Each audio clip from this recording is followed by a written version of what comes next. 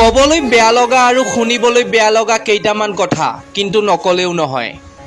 ঘৰখনৰ গাভৰু ছোৱালীজনী বিয়া গৈছে শুনিবলৈ ভাল, কিন্তু ঘৰখনৰ বোৱাৰীজনীহে দেখোন বিয়া গৈছে। ল'ৰাজন ঘৰলৈ আহিছিল ছোৱালী চাবলৈ, কিন্তু পচন্দ কৰিলে বোৱাৰীক, আৰম্ভ কৰিলে গোপন প্ৰেম। বোলো ছোৱালী চাব আহি বোৱাৰীক পচন্দ কৰিলা, কিন্তু সন্মান তুমি ক'ত পাবা কোৱা? বোৱাৰীগৰাকীৰ নাম আছিল ৰীতা। কথাবোৰ শুনিলে আপোনাৰো মাৰিবলৈ মন যাব চেণ্ডেলৰ ফিটা।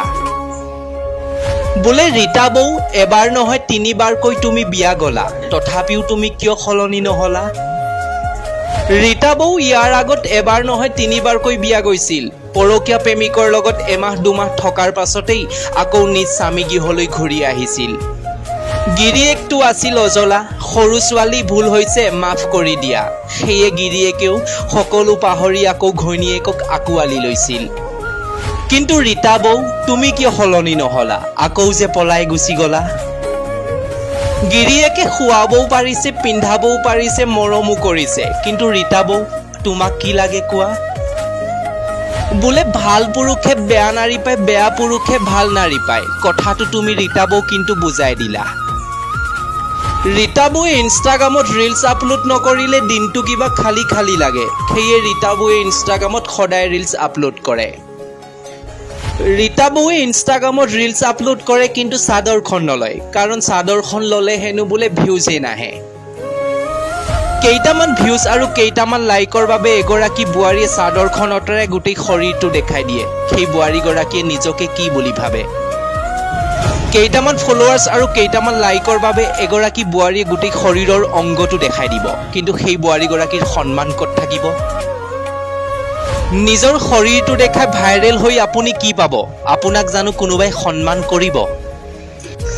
এগৰাকী যুৱতীয়ে ভাইৰেল হ'বলৈ নিজৰ শৰীৰটো ছ'চিয়েল মিডিয়াত দেখায়। সেই ছ'চিয়েল মিডিয়াত দেখুওৱা শৰীৰটো নিজৰ মাক দেউতাক, ককায়েক ভাইকহঁতে নাচায়নে?